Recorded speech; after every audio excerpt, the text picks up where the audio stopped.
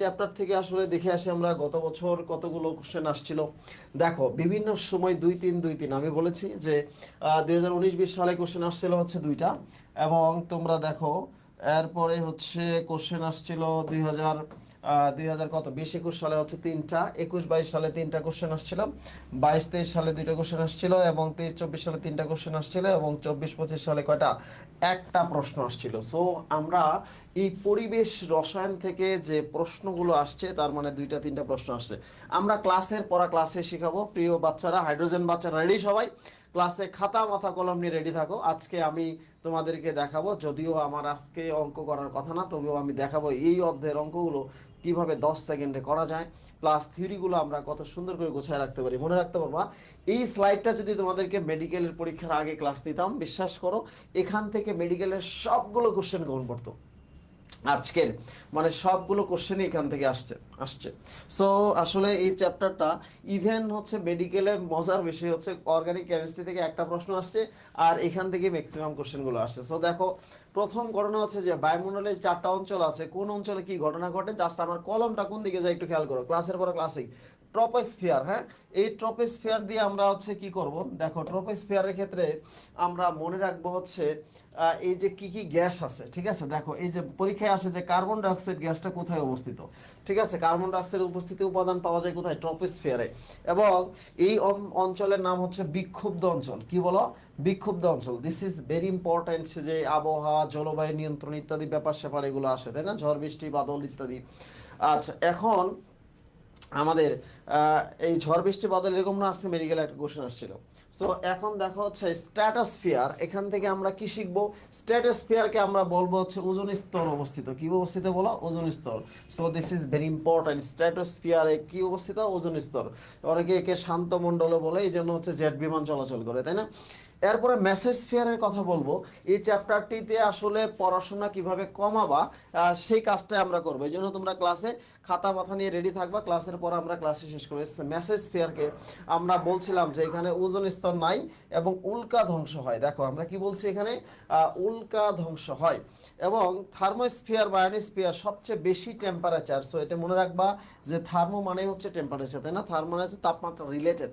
So আমরা বলবো যে এখানে সবচেয়ে বেশি তাপমাত্রা এখানে আসে হচ্ছে এখানে। এবং মজার বিষয় হচ্ছে আন্তর্জাতিক মহাকাশ গবেষণা কেন্দ্র কোথায় অবস্থিত, এটা হচ্ছে থার্মোস্ফিয়ার বা আয়নোস্ফিয়ারে অবস্থিত। সো কোন অঞ্চলে কি ঘটনা ঘটে সেগুলো আমরা আসলে দেখলাম। এখন আমাদেরকে দেখতে হবে যে আমরা কোন প্রশ্নকে কত দ্রুত আনসার করতে পারবো। আজকের ক্লাসে যারা আগে আগে আনসার করতে পারবা এবং আনসার করতে পারবা, আজকে আমি তোমাদেরকে হচ্ছে দুটো বই উপহার দিতে চাই ক্লাসে। একটা হচ্ছে নেটওয়ার্ক মডেল টেস্ট বই, আর একটি হচ্ছে তোমার ফার্মা নলেজ বই।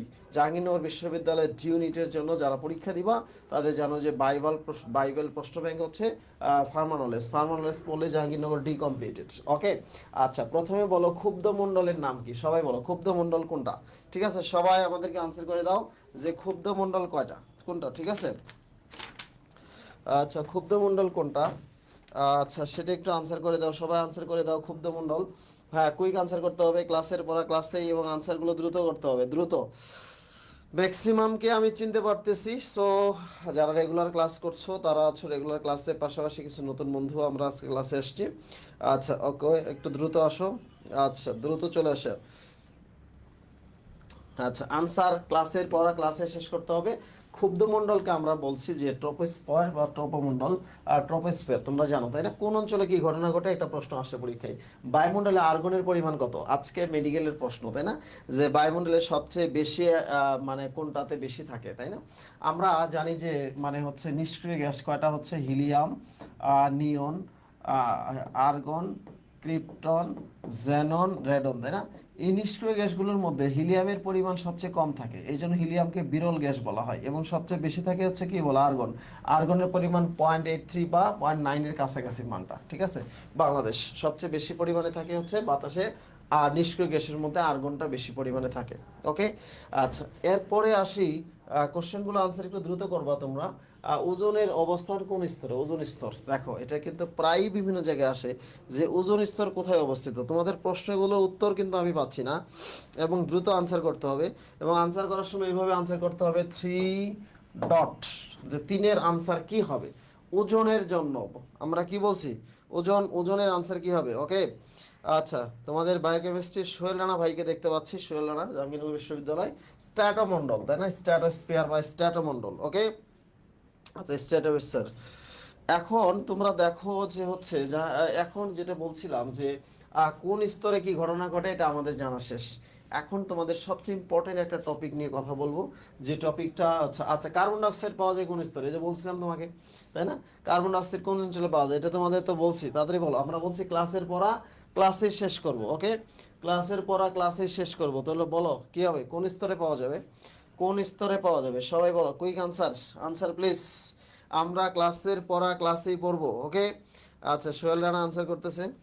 আচ্ছা চলো আমরা চারের আনসার কি হবে, বলছিলাম যে কার্বন ডাইঅক্সাইড গ্যাস কোন অঞ্চলে আছে, সেটা আমরা বলছিলাম ট্রপোমন্ডল বা ট্রপোস্ফিয়ার। তোমরা অনেকে আনসার করছো, কিন্তু আমাদের স্পিডটা আরেকটু বাড়াইতে হবে, ঠিক আছে? স্পিডটা আর পারভেজ মোশারফ, হ্যাঁ thank you so much.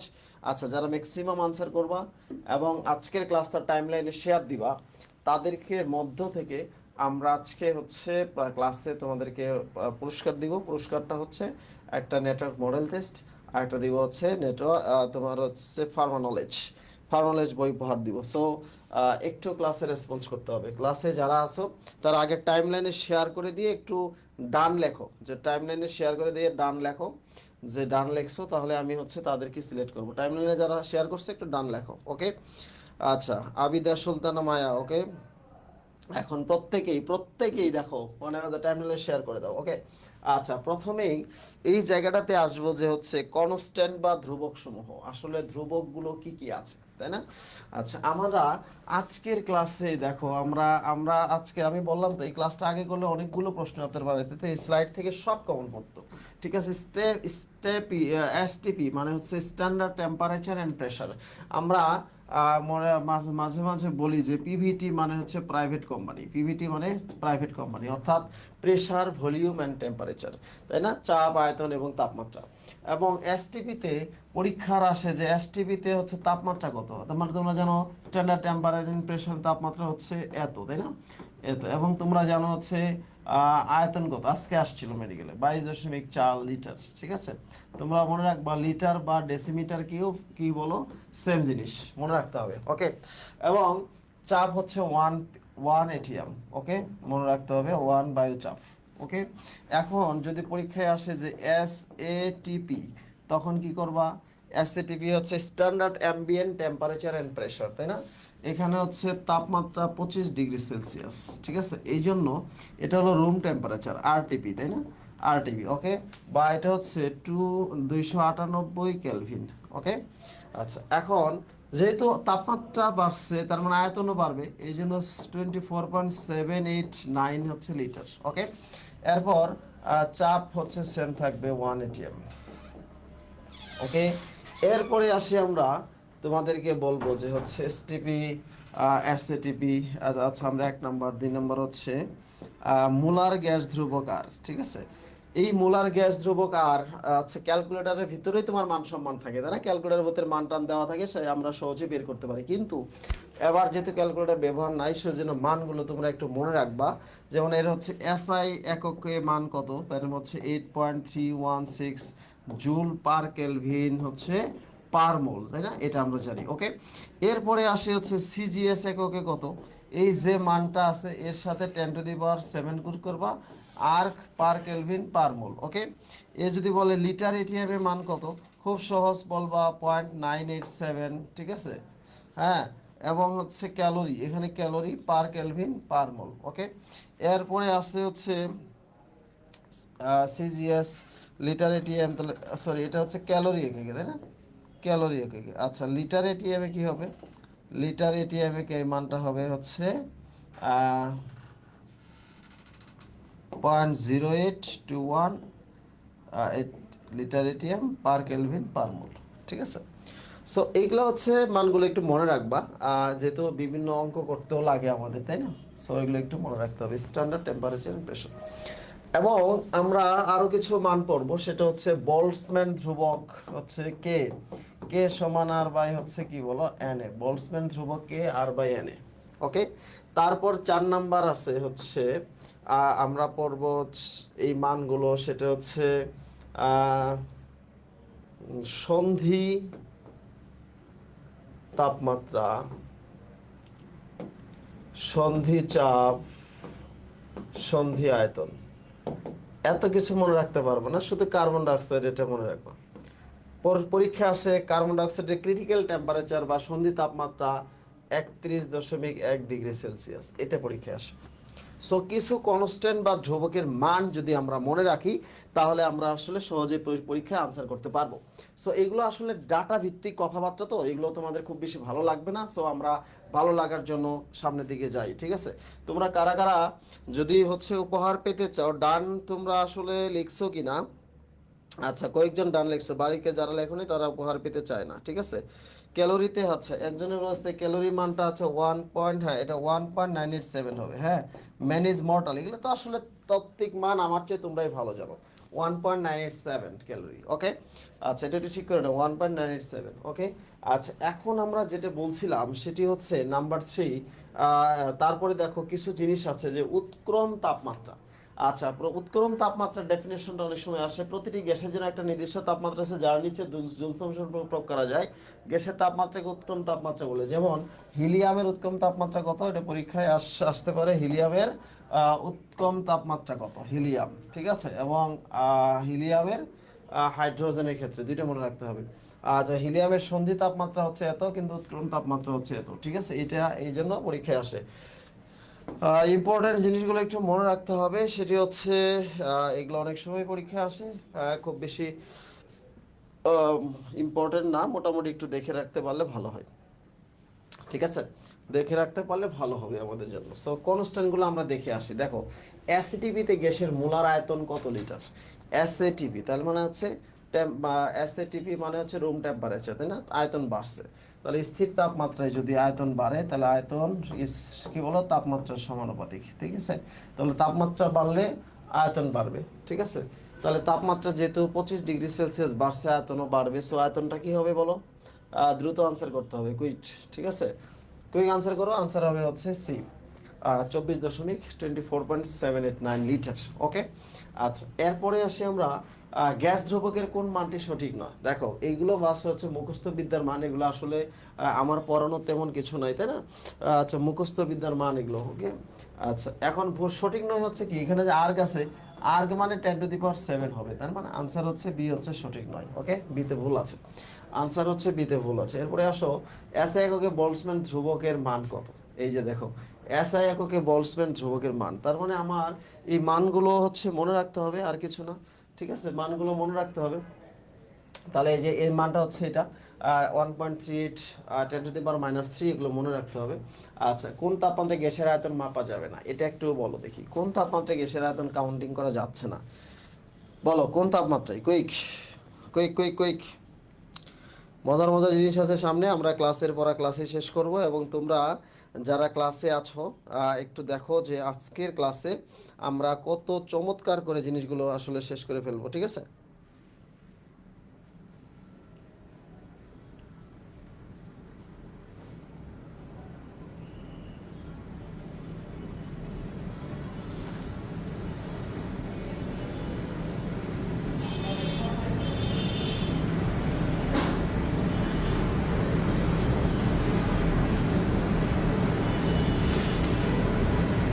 Hmm, very good. আচ্ছা, ডেফিনেটলি যারা শেষ পর্যন্ত থাকে তারাই যে চান্স পায়। দেখো, আচ্ছা, কোন তাপমাত্রায় গ্যাসের 0 ডিগ্রি সেলসিয়াস বা -273 ডিগ্রি সেলসিয়াস তাপমাত্রায় দেখা গেছে যে গ্যাসের আয়তন থাকে না, ঠিক আছে? তার আগে গ্যাস তরল হয়ে যায়, তাই না? আচ্ছা, এখন আমি বলবো, এখানে খুব বেশি কথা হবে না, অল্প অল্প কথা হবে, একটু খেয়াল করে দেখো। আচ্ছা, তোমরা দেখো হচ্ছে যে বয়েলের সূত্র, বয়েল মানে কি? বয়েল মানে হিট, হিট মানে কি বলো, তাপ। বয়েলের সূত্রে বয়েল স্থির থাকে, তাহলে বয়েলের সূত্রে বয়েল স্থির। আমি সবসময় বলি যে পিভিটি মনে রাখবা, পিভিটি মানে প্রাইভেট কোম্পানি, বুঝছো? পিভিটি মানে কি? Private company. যে কোনো দুইটার মধ্যে সম্পর্ক থাকলে আর একটা স্থির থাকে, তার মানে হচ্ছে বয়েলের সূত্র বয়েল স্থির থাকে, তাহলে সম্পর্ক কি? চাপের সাথে আয়তনের সম্পর্ক, তার মানে হচ্ছে স্থির তাপমাত্রা হবে, এবং চাপের সাথে আয়তনের সম্পর্ক হবে ব্যস্তানুপাতিক, ঠিক আছে? দ্যাট মিনস হচ্ছে ভি ইজ প্রপোর্শনাল 1/p। এখানে টি কনস্ট্যান্ট থাকে, পরীক্ষা আসে যে কি কার সাথে কার সম্পর্ক, ওকে। চার্লসের সূত্র চাপ, চার্লসের সূত্রে চাপ স্থির থাকে, তাই না? চার্লসের সূত্র চাপ স্থির থাকে, তাহলে চাপ স্থির থাকলে কার সাথে সম্পর্ক হবে? আচ্ছা, ভিআরটি এর মাঝে, বুঝো নাই? পি অনুপস্থিত হচ্ছে ভিআরটি আছে, সম্পর্ক সমানুপাতিক। চাপের সূত্র বা গেলস্ট্রাকের সূত্র, দ্যাট মিন্স এটাকে আমরা বলবো যে চাপের সূত্র বা গেলস্ট্রাকের সূত্র আয়তন স্থির থাকবে। আয়তন স্থির থাকলে পি ইজ প্রপোর্শনাল টি, তাই না? বলো, চাপের সাথে তাপমাত্রার সম্পর্ক হচ্ছে সমানুপাতিক সম্পর্ক। ওকে, এরপরে হচ্ছে অ্যাভোগাড্রোর সম্পর্ক, এগুলো তোমরা সূত্র জানো যে ডাল্টনের সূত্র। মজার বিষয় হচ্ছে ডাল্টনের সূত্র, আংশিক চাপ সূত্র বলছে যে অংশ অংশ যোগ করলে মোট হয়ে যায়। এই সূত্রটা আসলে তুমি না বোঝার কোনো কারণ আছে? বাংলাদেশের সবাই বোঝে, তুমি বোঝো, আমিও বুঝি। এখন মজার বিষয় হচ্ছে তোমার জন্ম হয়েছে ডাল্টনের পরে, তাই জন্য তোমার কপালটা খারাপ, ঠিক আছে? গ্রামের ব্যাপন সূত্র হচ্ছে স্থির তাপমাত্রায় কি হবে, কোনো গ্যাসের ব্যাপন হার, এটা ভুল আছে। গ্রামের ব্যাপন সূত্র এটা না।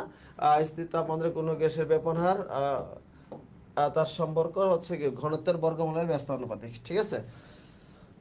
এখন আমাদের এই বিষয়গুলো, এই সূত্রগুলো কি বলতে চায়, ঠিক আছে? এই সূত্রগুলো কি কথা বলতে চায় সেগুলো আমাদের জানতে হবে। মজার বিষয় দেখো, ডাল্ট মানে বয়েলের সূত্র, বয়েল মানে কি? তাপ, তাপ স্থির থাকবে। চার্লসের সূত্র চাপ স্থির থাকে। গ্যার-লুশিকের সূত্র আয়তন স্থির থাকবে। যে কোনো দুটো স্থির চাপ সম্পর্ক। আচ্ছা, মনে রাখতে হবে এই তিনটে সূত্রের মধ্যে শুধুমাত্র তাপমাত্রার সম্পর্কটা হলো তাপমাত্রা স্থির থাকলে ব্যস্ত অনুপাতিক, বাকি সবগুলো সমানুপাতিক সম্পর্ক। সমানুপাতিক মানে কি হচ্ছে বাড়লে বাড়বে, কমলে কমবে। ব্যস্ত অনুপাতিক মানে কমলে বাড়বে, বাড়লে কমবে, তাই না? দেখো, গ্যাসের চাপ তাপমাত্রা সম্পর্কিত সূত্রটি কে বিবৃত করেন, ঠিক আছে? দেখো, গ্যাসের চাপ আর তাপমাত্রা, তার মানে হচ্ছে পিআরটি, ঠিক আছে? পিআরটি, বুঝতে পারছো? তা চাপ তাপমাত্রার সম্পর্কের সূত্রটা কে কে বিবৃত করেন, বলো দেখি, কে বিবৃত করেন বলো, ঠিক আছে? এখন ব্যাপারটা হচ্ছে এটা হলো আয়তন সম্পর্ক, আয়তন স্থির বা হচ্ছে কি বলো, গ্যালুসাকের সূত্র, বা এটাকে অ্যাম্পটনের সূত্র বলা হয়। কি বলা হয় বলো? অ্যাম্পটন। সো আনসার হবে সি। আচ্ছা, ভুল করবো না, আনসার হবে কি বলো? সি হবে আনসার। ওকে, এরপরে কোন গ্যাসের হোমোস্ফিয়ার অঞ্চলে গ্যাস মিশ্রণের প্রতিটি আংশিক চাপ মোল ভগ্নাংশের সমানুপাতিক। আংশিক চাপ শব্দটা উল্লেখ থাকলেই আর কোনো কথা হবে না। এটা আংশিক চাপ হচ্ছে ডাল্টনের সূত্র, ডাল্টনের আংশিক চাপ সূত্র। মানে মজার বিষয় কি জানো, ডাল্টন বলছে যে অংশ অংশ যোগ করলে মোট হয়ে যায়, মানে মজার একটা সূত্র, ঠিক আছে? অংশ অংশ যোগ করলে তো মোট হবে, তাই না? এটা কোনো কথা হইলো? এটাই সূত্র, ঠিক আছে? এই জন্য তোমার জন্ম হয়েছে ডাল্টনের পরে, এই জন্য তোমার কপাল খারাপ, ঠিক আছে? দেখো, এরিস্টটলকে জীববিজ্ঞানের জনক বলা হয়। কি বলছে? জীব থেকে জীবের উৎপত্তি হয়। আশ্চর্য, জীব থেকে তো জীবই হবে, জীব থেকে পাথর হবে, জীব থেকে কাঠ হবে, জীব থেকে জীবের উৎপত্তি হয়, যেন তো সে জীববিজ্ঞানের জনক। তুমি যদি বলো যে মানুষ থেকে মানুষ থেকে মানুষের উৎপত্তি হয়, তাহলে কি তোমাকে মানুষবিদ্যার জনক বলবে? না, ওই সময়গুলো চলে গেছে। সো এখন আসলে অত সহজ না। চান্সের ব্যাপারটাও কি ঠিক তাই। একটা সময় তোমার চান্স খুব ইজি ছিল, একটা সময় চান্স পাওয়া খুব সহজ ছিল, বাট ইন দিস মোমেন্ট, এই মোমেন্টে চান্স পাওয়াটা is so difficult, because competition অনেক বেড়ে গেছে। সো তবে স্ট্র্যাটেজি ফলো করলে, কিছু কিছু স্ট্র্যাটেজি আমি তোমাদেরকে বলছি যে হোসাইনের নিশ্চয়তা নীতি যদি ফলো করো, তাহলে সব জায়গায় চান্স হবে ইনশাল্লাহ, ঠিক আছে? সো দেখো, আমরা এটা পড়াচ্ছি শুধুমাত্র কি এগ্রির জন্য পড়াচ্ছি না, এটা জাহাঙ্গীরনগর, তারপরে এগ্রি, সব জায়গায় জাহাঙ্গীরনগরের জন্য মারাত্মক কাজে লাগবে। আদর্শ গ্যাসের সমীকরণ থেকে মোলার ভর নির্ণয়ের জন্য সম্পর্কটি সঠিক। দেখো, আমরা আদর্শ গ্যাস সমীকরণ বলতে আমরা কি জানি? সমান বলো, পিভি সমান আমরা জানি হচ্ছে এনার্জি, তাই না? এখন আমরা যদি বলি যে পিভি সমান এন সমান আমরা কি জানি? ডাব্লিউ বাই এম আর টি, এটাই তো জানি, তাই না? বলো, এখন যদি আমরা বলি যে পিভি সমান তোমার হচ্ছে ডাব্লিউ, আমাদের এখানে কি আছে বলো? এম এর মানের কথা বলছে, তাই না? সো আমরা একটু চিন্তা করে দেখি, তাহলে আমরা হচ্ছে এমটা নিয়ে আসি। এম সমান কি হবে বলো? আচ্ছা, ডাব্লিউ আর টি বাই হচ্ছে পিভি, এটাই তো হবে। আচ্ছা, আমরা জানি ডাব্লিউ বাই ভি আর টি, তাই না? তোমরা একটা জিনিস অবশ্যই জানো, সেটি হচ্ছে যে কি জানো, যে এই দুটা মানে হচ্ছে ঘনত্ব, তার মানে হচ্ছে ডিআরটি বাই পি। দেখো তো এরকম অপশন কি আছে কিনা, এরকম অপশন যদি থাকে, দ্যাটস দ্য আনসার হবে এম সমান ডিআরটি বাই পি। আমার মনে হয় প্রথমটাই আনসার হবে হচ্ছে দিস ইজ আনসার আলী, তাই না? এ মানে আনসার আলী। ওকে, এ মানে কিন্তু আনসার আলী, তোমরা আনসার করতে পারতেছো। ওকে, সবাই দেখো, very good, very good, very good. Okay, আচ্ছা দেখো, এত একটা বি কোর্স এবং 20 বছরের এক্সপিরিয়েন্স নিয়ে তোমাদের সামনে আসলে পড়াচ্ছি, তারপরও যদি তোমাদের মনে হয় যে আমরা কোনো পরিমাণ তোমাদের পড়ানোর ক্ষেত্রে গাফিলতি করতেছি কিনা, না, ঠিক আছে, কোনো গাফিলতি করতেছি না। আজকে আমার স্লাইড পড়লে তুমি আমার ক্লাস করবা, স্লাইড পড়বা, এক্সকারশন পড়বা, তোমাকে এই অধ্যায়ে একদম ক্লাসের পর ক্লাসই শেষ হয়ে যাচ্ছে, একেবারে শেষ। ওকে, আচ্ছা আমরা দেখো তোমাদের জিনিস দুটো জিনিস বরাবর, ব্যাপন আর হচ্ছে বলো নিঃসরণ, ঠিক আছে। ব্যাপন এবং ডিফিউশন আর ইফিউশন মনে রাখতে হবে। যদি কোনো বাহ্যিক চাপের প্রভাবে হয়, ছিদ্র পথে বাহ্যিক চাপের প্রভাবে হওয়ার পরে, ঠিক আছে, তাহলে তাকে আমরা বলবো নিঃসরণ। আর যদি আপনা আপনি ছড়ায় পড়ে তাহলে তাকে বলবো আমরা হচ্ছে ব্যাপন, ঠিক আছে। স্বতঃস্ফূর্তভাবে আপনা আপনি ছড়ায় পড়ছে, সেটা হচ্ছে ব্যাপন হয়েছে। এবং আর কথা নাই, ঠিক আছে। ব্যাপন এবং মনে রাখতে হবে একটা কথা, যে ব্যাপন আর অনুব্যাপনের আণবিক মানে গাণিতিক সম্পর্ক একই, মানে সূত্র কিন্তু একই। ব্যাপনটা কি হবে, ধরো একটা মোটা মানুষ একটা চিকন মানুষ হচ্ছে দৌড়াচ্ছে, নর্মালি তুমি চিন্তা করো যে যে মানুষটা চিকন, যার ভর কম, সেটাই তো বেশি দৌড়াবে, সেটাই তো বেশি লাভ হবে, সেটি বেশি উচ্চ করবে। দিস ইজ দ্য সিস্টেম, তাই না? তাহলে আমরা এই সিস্টেমে যদি আমরা একটু দেখে আসি, সেটা হচ্ছে যে এই ব্যাপনকে কেন্দ্র করে আমাদের কিছু জিনিস ব্যাপন অনুমেপনে ব্যবহার হয়, যে সিএনজি। দেখো আমি বলছিলাম যে আজকের স্লাইডটা যদি কালকে পড়ানো যেত তাহলে ম্যাক্সিমাম হচ্ছে ডাইরেক্ট কমন পড়তো। তাহলে সিএনজি হচ্ছে 95 থেকে 99% মিথেন থাকে, ঠিক আছে। এলপিজি হচ্ছে লিকুইড পেট্রোলিয়াম গ্যাস, এটি প্রোপেন ও বিউটেনের মিশ্রণ, তাই না? তোমরা জানো এটা আজকে হচ্ছে মেডিকেল প্রশ্ন আসছে, মেডিকেল। ওকে, আচ্ছা মেডিকেলে এখান থেকে প্রশ্ন আসছে। এবং শক্তির ক্ষেত্রে মনে রাখতে হবে সিএনজি হচ্ছে 38, আচ্ছা এটা হলো 94, আর এটা হলো 38, তার মানে হচ্ছে এটা সবচেয়ে বেশি হলো কোনটা বলো, এলপিজি।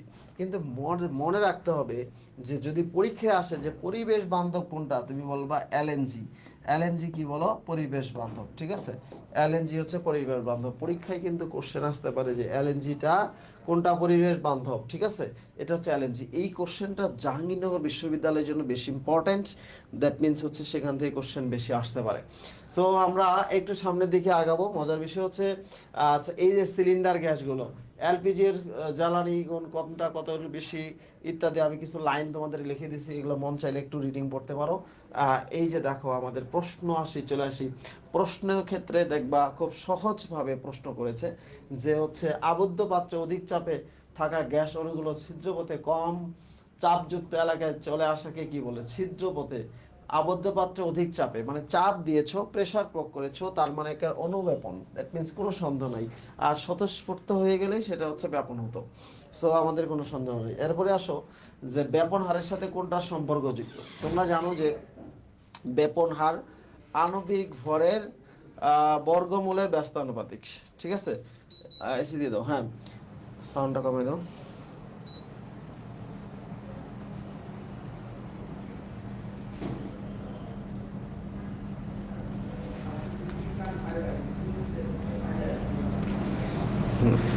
প্রত্যেকটা দেখো, প্রত্যেকটা কথা হচ্ছে মানে ক্লাসের পড়া ক্লাসে শেষ করতে হবে। এবং বলছে যে ব্যাপন হারের সাথে কোনটা সম্পর্ক, দ্রুত আনসার করো দ্রুত। আচ্ছা 13 নাম্বার হচ্ছে, 13 নাম্বারে আনসার কিনা, 14 নাম্বার কোথায়, 14 কোথায়, কুইক আনসার করতে হবে, কুইক। আচ্ছা ব্যাপন হারের সাথে কোনটা সম্পর্ক যুক্ত, তাই না? আচ্ছা এখন একটা জিনিস বলছো সেটা আণবিক ভর, তার মানে হচ্ছে এখানে আণবিক ভর অপশনটা কি আছে, আণবিক ভরের আছে গ্রাম আণবিক ভর, তাই না, সাথে সম্পর্কযুক্ত। এরপরে আসো একই শর্তে নিচের কোন গ্যাসটি বেপিতে হতে অধিক সময় লাগবে। মনে রাখতে হবে অধিক সময় লাগবে কোনটা, যার আণবিক ভর হচ্ছে বেশি। তার আণবিক ভর হচ্ছে 32 প্লাস 32 হচ্ছে 64, এর আণবিক ভর হচ্ছে 44, এর আণবিক ভর হলো 36.5, এর আণবিক ভর হলো 17। তার মানে যার আণবিক ভর বেশি তার বেপিতে হতে বেশি সময় লাগবে। অর্থাৎ বলছে যে মোটা মানুষের স্পিড কম, দৌড় কম, দ্যাট মিনস হচ্ছে তার হলো বেশি হবে।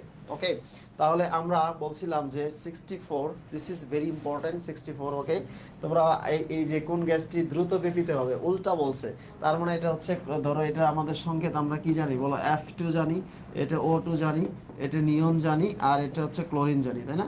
বলো তো এই ফ্লোরিন হচ্ছে আমরা পারমাণবিক ভর জানি হচ্ছে আণবিক ভর জানি, পারমাণবিক ভর জানি হচ্ছে 19, তার মানে এটা হবে আণবিক ভর 38। ওকে, অক্সিজেন হচ্ছে 16, তার মানে 32 হবে। ওকে, নিয়ন হচ্ছে 20 হবে, আর ক্লোরিন হচ্ছে 71 হবে, 35.5। ওকে, এখন আমরা দেখতে পাচ্ছি যে বলছে কোনটা দ্রুত বেপিতে হবে, যার আণবিক ভর কম সেটা দ্রুত ব্যাপিত হবে। আণবিক ভর যার কম তার ব্যাপন হার কি হবে, বেশি হবে। ঠিক আছে, আণবিক ভর কম যার ব্যাপন হার বেশি। ওকে, সো তোমরা মানে ক্লাসে রেসপন্স করতেছো, ক্লাসে লিখতেছো, ক্লাসে খাতা মাথা কলম রেডি আছে, সো টেনশন নাই। সো আমার সাথে ক্লাসে আজকে তোমাদের বেশ কিছু ইনফরমেশন দেবো ক্লাস শেষে, এবং মজার বিষয় হচ্ছে ক্লাস শেষে তোমাদের দুটো পুরস্কারও দেবো আজকে ক্লাসে। ওকে, সো আমরা দেখি নাইট্রোজেন ফিক্সেশন প্রক্রিয়া কিসে, বজ্রপাতের মাধ্যমে নাইট্রোজেন বিক্রি। এটা আসলে তোমাদের একটা জিনিস মনে রাখতে হবে, উদ্ভিদ তারা কখনো সরাসরি হচ্ছে পুষ্টিগুণ খাইতে পারে না, তারা পুষ্টিগুণ হচ্ছে এই লবণ আকারে শোষণ করে, নাইট্রেট লবণ। ঠিক আছে, নাইট্রেট লবণ আকারে তারা শোষণ করে থাকে। এবং মজার বিষয় হচ্ছে এই যে নাইট্রোজেনের যে বিভিন্ন প্রক্রিয়া আছে, প্রক্রিয়াগুলোর মধ্যে তোমরা একটা জিনিস খেয়াল রাখবা যে নাইট্রোজেন শোষিত হয় কোন অবস্থায়। আমরা বলছি যে নাইট্রোজেন গ্রহণ করে উদ্ভিদ সবসময় কি বলো, লবণ অবস্থায়, নাইট্রেট লবণ আকারে, তাই না? নাইট্রেট লবণ আকারে শোষণ করে। এবং তোমাদেরকে যদি প্রশ্ন করি অ্যামোনিয়া থেকে নাইট্রাইট পরবর্তী নাইট্রেট, তাহলে কি হবে? দ্যাট মিন্স হচ্ছে এখন হচ্ছে অ্যামোনিয়া থেকে যদি হচ্ছে নাইট্রেট পরবর্তীতে নাইট্রাইট, এটাকে বলা হয় নাইট্রিফিকেশন। ঠিক আছে, কি বলে? নাইট্রিফিকেশন।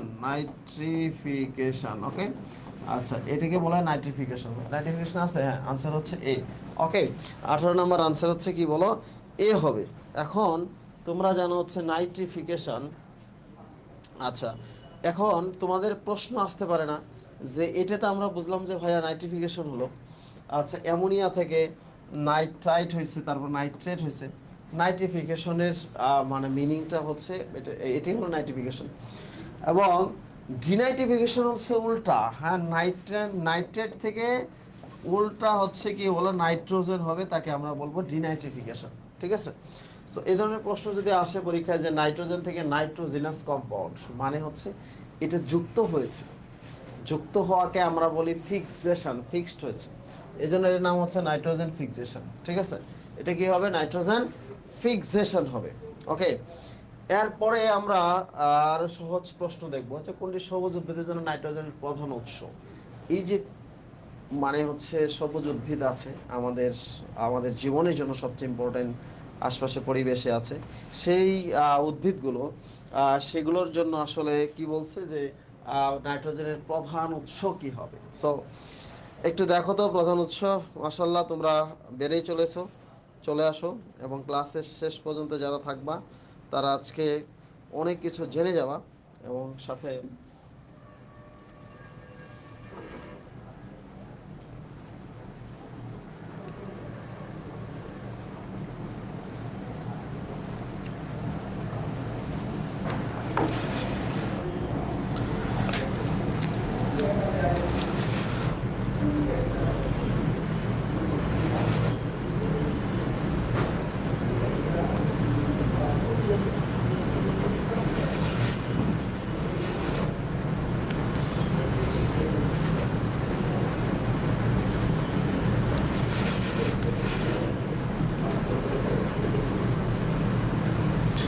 আচ্ছা, ফ্যানটা বন্ধ করে দাও।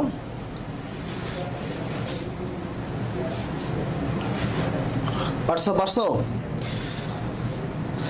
Very good, very good.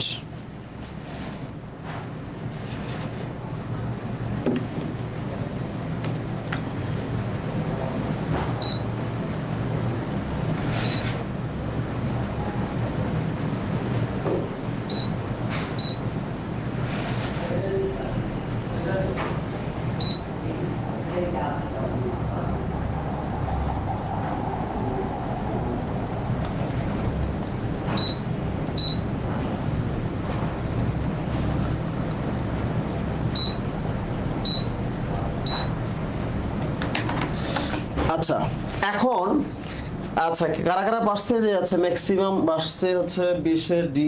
আচ্ছা 22 তো নাইট্রোজেন, বুঝো নাই? বাতাসের নাইট্রোজেনটাই হচ্ছে উদ্ভিদের প্রধান খাবার, এটা বুঝতে হবে। ওকে, এখন এই যে আজকে মেডিকেলে আসছিল যে প্রাইমারি দূষক, সেকেন্ডারি দূষক, ঠিক আছে? প্রাইমারি দূষক এবং সেকেন্ডারি দূষক পরীক্ষা আসছিল। সো একটা জিনিস মনে রাখতে হবে যে তোমরা বলতে পারো যে ভাই এগুলো তো সিলেবাসে নাই, আসলে ভর্তি পরীক্ষা গেলেই সিলেবাস না সিলেবাস তোমার হাতে ধরায় দেয়। সো কোনটা আসবে না কোনটা আসবে না একটু তোমাকে জানতে হবে। ঠিক আছে, যেটা বলছিলাম যে এই যে sulphur dioxide, this is very important. Sulphur ডাইঅক্সাইডের মাত্রা কত? কার্বন মনোক্সাইড, এটা দেখো এগ্রিকালচারে প্রশ্ন আসছে, নীরব ঘাতক, আমরা সবাই জানি এটা নীরব ঘাতক, তাই না? এই নীরব ঘাতকের আসলে পরিমাণটা কত, সেটা হচ্ছে 0.15, এটা পরীক্ষায় আসে, এই জন্য ভেরি ভেরি ইম্পর্টেন্ট। এবং কার্বন ডাইঅক্সাইড, এই তিনটা একটু ভালোভাবে পড়বা ভাইয়া, সবাই একটু তিনটা ভালোভাবে পড়তে হবে, তিনটা ভালোভাবে জানতে হবে তিনটা একটু জানতে হবে, তিনটা মান মুখস্থ করতে হবে, ডাটা মান মুখস্থ করতে হবে। এই জন্য মাঝে মাঝে মজা করে বলি, এই ডিএমসি মানে কি বলবো, আর ডিএমসি মানে হচ্ছে ডাইরেক্ট মুখস্থ করা, বলো আরএমসি মানে কি, বলছে রাতারাতি মুখস্থ করা, বল টিএমসি মানে কি, কল টাইনে টাইনে মুখস্থ করা, এসএমসি মানে কি, কয় সরাসরি মুখস্থ করা। মুখস্থ বিদ্যা প্রতিভাকে ধ্বংস করে কিন্তু সাফল্য ঠেকাতে পারে না, অর্থাৎ চান্স আমাকে পেতেই হবে। সো আমি পারলে সরাসরি পড়বো, না পারলে ডাইরেক্ট মুখস্থ করবো। ওকে, সো আমরা সামনের দিকে আগাবো, যে এই জিনিসগুলো হচ্ছে আমাদের জানার বিষয়। ওকে, এরপরে আসলে কোনটি প্রাইমারি বায়ু দূষক। দেখো আজকে প্রশ্ন আসছিল, যদি এই স্লাইডটা আমি আগে পড়াইতাম তাহলে দেখবা যে সবগুলো স্লাইড থেকেই প্রশ্ন ছিল। ঠিক আছে, আমি স্লাইডটা আসলে আমি আজকে তৈরি করিনি, এটা অনেক আগের স্লাইড তৈরি করা। ঠিক আছে, আচ্ছা প্রাইমারি বায়ু দূষক আচ্ছা হলো সালফার ডাইঅক্সাইড। ওকে, আচ্ছা এখন এরপরে প্রশ্ন হচ্ছে কোনটি প্রাইমারি বায়ু দূষক নয়, তার মানে হচ্ছে সেকেন্ডারি বায়ু দূষক। তার মানে একটু আগে অপশনে ছিল সালফার ডাইঅক্সাইড, সেটা যেহেতু আনসার হয়নি, তার মানে এটা হলো সেকেন্ডারি। তার মানে দেখো সালফার ডাইঅক্সাইড হচ্ছে প্রাইমারি, সালফার ডাইঅক্সাইড হলো সেকেন্ডারি। এই জন্য মজা করে আমি বলি যে দেখো এখানে কম আছে এই জন্য প্রথম, এই জন্য রোল নাম্বার বাড়ছে এই জন্য সে কি বলো সেকেন্ড, প্রথম এবং দ্বিতীয়। ঠিক আছে, রোল নাম্বার সেকেন্ড, প্রথম এবং দ্বিতীয়। সো একটু মনে রাখতে হবে এইভাবে। সো আমরা এইভাবেই জানবো। এরপরে আসি আমরা কোনটি সেকেন্ডারি বায়ু দূষক না, মানে প্রাইমারি বায়ু দূষক কোনটা। ওই যে কয়েকটা প্রাইমারি বায়ু দূষকের নাম আমরা মুখস্থ রাখবো। ঠিক আছে, carbon sulphur dioxide, carbon monoxide, তারপর হচ্ছে হাইড্রোজেন সালফাইড, এই কয়েকটা মান আমরা একটু মনে রাখবো, প্রাইমারি বায়ু দূষকের নাম। ঠিক আছে, এরপরে আসো কোনটি কণা জাতীয় দূষক নয়। দেখো বালু কণা আছে, তারপরে হচ্ছে ধূলিকণা কণা আছে, তার মানে ধোঁয়ার মধ্যেও কণা আছে, বিভিন্ন মানে ধুলাবালি আছে। কার্বন মনোক্সাইড হচ্ছে গ্যাস, তার মানে এটা হচ্ছে কণা জাতীয় বায়ু দূষক না। ঠিক আছে, সো এই যে দূষক সিলেবাসে নাই কিন্তু প্রশ্ন আসে। ঠিক আছে, সিলেবাসে নাই কিন্তু প্রশ্ন আসতেছে। ওকে, সো আমরা আমাদের কোশ্চেন তো জানতে হবে, পাশাপাশি আমাদের আনসারও বের করতে হবে। প্রত্যেকটা প্রশ্নের আনসার আমরা চোখের পলকেই বের করব। আমরা আজকে গাণিতিক প্রক্রিয়া অংশগ্রহণ করব, অঙ্ক করব, এবং অঙ্কগুলো দেখব, প্রত্যেকটা অঙ্ক আমরা 10 সেকেন্ডে আনসার করব। কয় সেকেন্ড? 10 সেকেন্ডে আনসার করব। ওকে, আচ্ছা এরপরে সামনের দিকে আসো, যে গ্রিন হাউস গ্যাস বা সিএফসি, বেশি পড়া না, আমি যেটা বলবো সেটা। কার্বন ডাইঅক্সাইড গ্যাসকে বলা হয় মেন কালপ্রিট গ্রিন হাউস গ্যাসের জন্য। ঠিক আছে, পৃথিবীর তাপমাত্রা বাড়াচ্ছে, বাড়ায় উপর দিকে যাচ্ছে, যাওয়ার পরে উপরে যাওয়ার কারণে উপরে যে ওজোন স্তর আছে, ওজোন স্তরকে হচ্ছে ছিদ্র করতেছে, যে ছিদ্র করতেছে তার নাম হচ্ছে সিএফসি। তো সিএফসি মানে কি, ক্লোরোফ্লোরোকার্বনস। এর মধ্যে যে ক্লোরিন আছে, এই ক্লোরিনটা একটা ক্লোরিন অণু 1,00,000 ওজন অণুকে ধ্বংস করতে পারে, মানে একটা ক্লোরিন 1,00,000 ওজন অণুকে ধ্বংস করতে পারে। তার মানে হচ্ছে এই যে CFC chlorofluorocarbons, this is very important. ঠিক আছে, এবং ওজন স্তরকে বলা হয় পৃথিবীর ছাতা, তাই না? স্ট্র্যাটোস্ফিয়ার ওজন গ্যাস। ঠিক আছে, পৃথিবীর ছাতা বলা হয়। এবং কোনটা পরিমাণ কত, এটা হলো 50%, এটা 19%, এটা 18%, এটা হলো 16%, তাই না? এবং NOx এবং জলীয় বাষ্প। সো এই গ্রিন হাউস গ্যাসগুলো পরীক্ষা হলে আসে, যে কোনটা গ্রিন হাউস গ্যাস হয় কোনটা নয়, কোনটা হয় কোনটা নয়। এগুলো আমার পড়ানোর কিছু আছে নাই, পরে দেখো কি পড়ানোর আছে একটু দেখো। আচ্ছা, এগুলো একটু পড়বা যে কোনটা কি না। গ্রিন হাউস গ্যাসের বাণিজ্যিক নাম হচ্ছে ক্লোরোফ্লোরোকার্বনস, তাই না?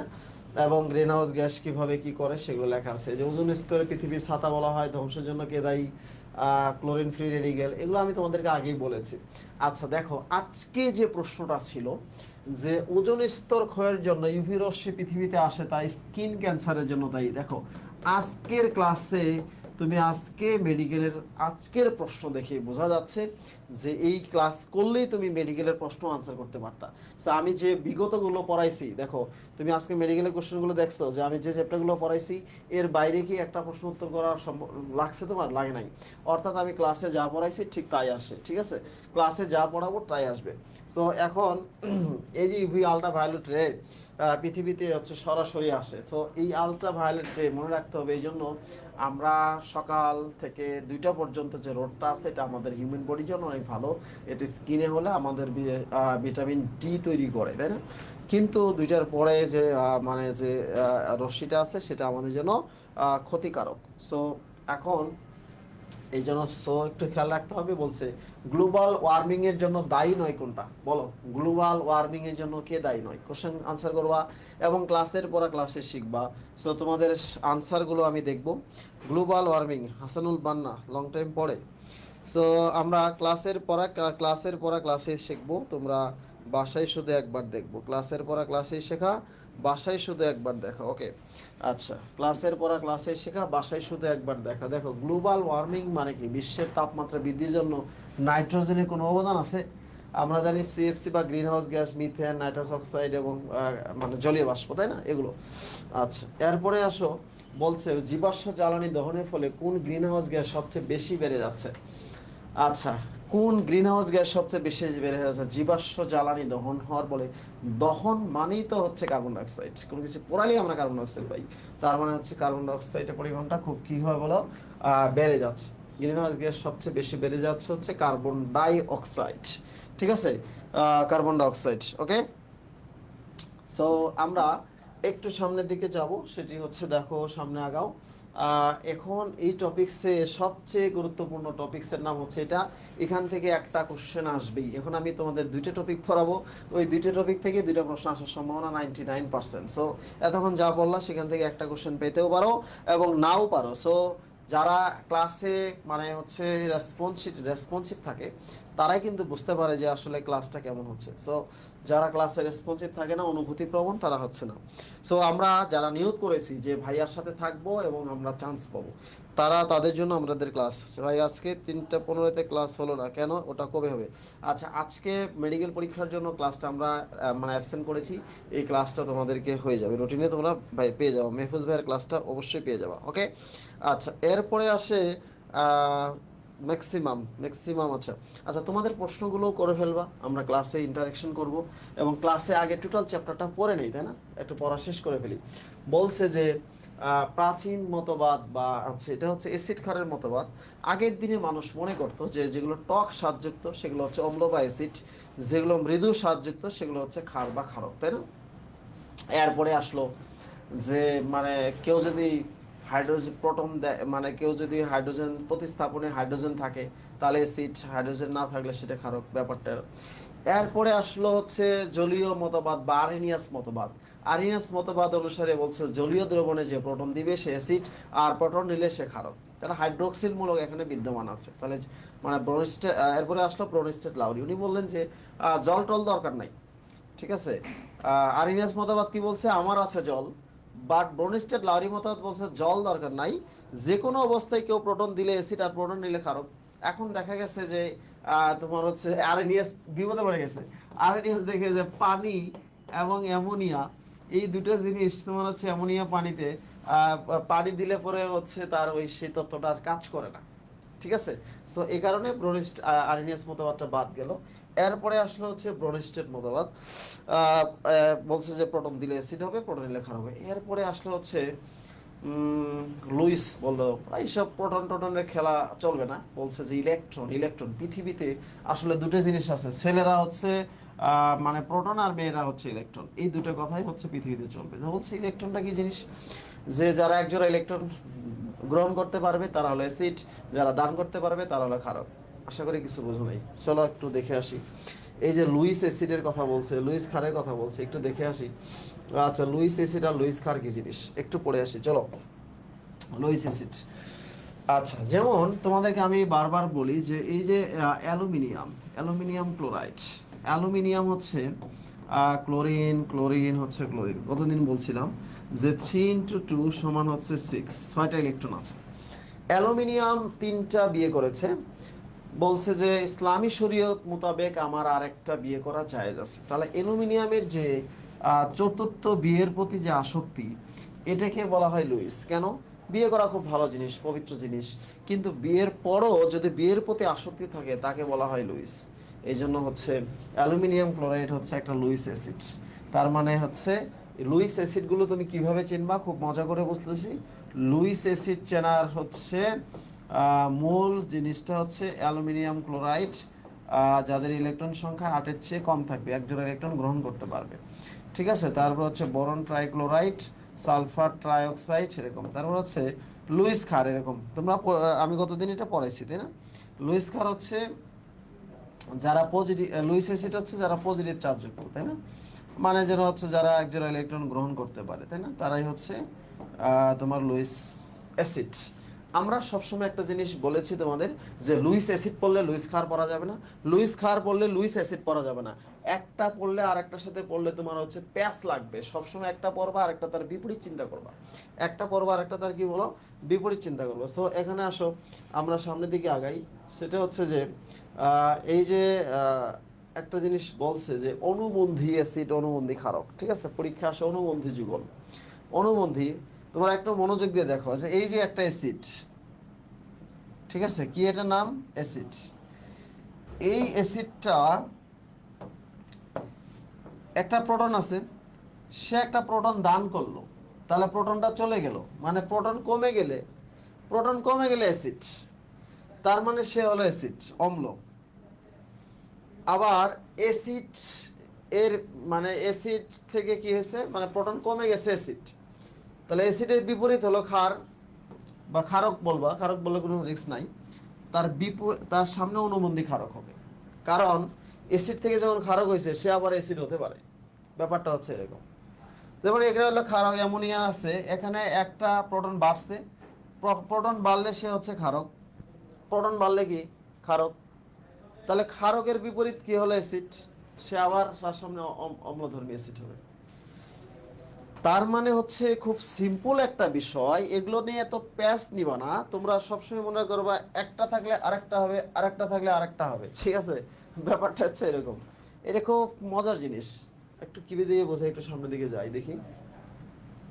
আচ্ছা, এখন দেখো, এই শব্দটা খুব বেশি আসে অ্যাম্ফোটেরিক বা হচ্ছে উভধর্মী পদার্থ। যারা প্রোটন দিতেও পারে, তারা প্রোটন নিতেও পারে, এটা উভধর্মী পদার্থ। যেমন হচ্ছে অ্যামোনিয়া, অ্যামোনিয়া হচ্ছে অ্যামোনিয়াম প্লাস, ঠিক আছে, সে প্রোটন প্রোটন গ্রহণ করছে। আবার হচ্ছে পানি, প্রোটন গ্রহণ করছে, প্রোটন দান করছে। তো এই জন্য যারা প্রোটন দিতেও পারে, নিতেও পারে, তাদেরকে আমরা বলি হচ্ছে অ্যাম্ফোটেরিক। যেমন হচ্ছে পানি, প্রোটন দিলে OH মাইনাস হবে, আর প্রোটন নিলে হচ্ছে হাইড্রোনিয়াম আয়ন হবে। তারপরে হচ্ছে এটা হাইড্রোজেন সালফাইড, প্রোটন দিলে সালফাইড মাইনাস হবে, আর প্রোটন নিলে হাইড্রোজেন সালফাইড হবে। আচ্ছা, বাইকার্বনেট। এইভাবে এগুলো হচ্ছে অ্যাম্ফোটেরিক পদার্থ, যারা প্রোটন দিতেও পারে, প্রোটন নিতেও পারে। This is very very important. এই লাইনটা তোমরা মনে রাখবা, যে তারা প্রোটন দিতেও পারে, প্রোটন নিতেও পারে। বোঝা নাই? তোমাদেরকে আমি একটু আহ মনোযোগ দিয়ে বোঝাই। যেমন ধরো HCl, HCl এর HCl এর ক্ষেত্রে একটু চিন্তা করো। HCl এ হচ্ছে যদি প্রোটন দেয়, ধরো প্রোটন চলে গেল, তাহলে Cl মাইনাস হলো, প্রোটন চলে গেছে, H প্লাসটা চলে গেছে, ঠিক আছে? এখন ধরো এখানে তুমি H প্লাস যোগ করছো, তাহলে কি হবে, hydrogen sulphide, hydrogen chloride. Hydrogen chloride H2Cl, জীবনের সংকট কোনোদিন দেখছো এরকম হবে? এটা হবে না। তার মানে সে শুধু প্রোটন দিতে পারে, নিতে পারে না। বাট তুমি হচ্ছে পানির ক্ষেত্রে একটু চিন্তা করে দেখো তো, পানিতে যখন হাইড্রোজেন মানে প্রোটন বের হয়ে যাবে, তার মানে হচ্ছে সেটা হচ্ছে OH মাইনাস হবে। যখন এখানে প্রোটনটা কি হবে বলো, যুক্ত হবে, তখন সেটা হাইড্রোনিয়াম আয়ন হবে। তার মানে হাইড্রোনিয়াম আয়নের অস্তিত্ব আছে। তার মানে এটা হচ্ছে অ্যাম্ফোটেরিক বা উভধর্মী। তার মানে যা তুমি একবার প্রোটন যোগ করে দেখবা, একবার বের করে দেখবা, যদি দুটা মানে হচ্ছে সংকেতটা মেনটেন করে, তাহলে সেটা অ্যাম্ফোটেরিক বা উভধর্মী পদার্থ। উভধর্মী পদার্থের উদাহরণ পরীক্ষায় অনেকবার আসে, ভেরি ভেরি ইম্পর্টেন্ট। ঠিক আছে, দেখো এবার এগ্রিকালচারে আগত বারবার আসে এমন একটা শখ তোমাদেরকে শেখাচ্ছি। এই শখটা খুবই গুরুত্বপূর্ণ এবং এই শখ থেকে কোশ্চেন আসে এবং তোমরা খুব সহজে মনে রাখবে। দেখো, প্রোটোজেনিক মানে প্রোটন দাতা। তাহলে প্রোটন কারা দিবে? যাদের ভিতরে প্রোটন আছে, তাই না? বলো, যারা প্রোটন আছে, মানে আমার টাকা থাকলে তো আমি টাকা দান করব, তাই না?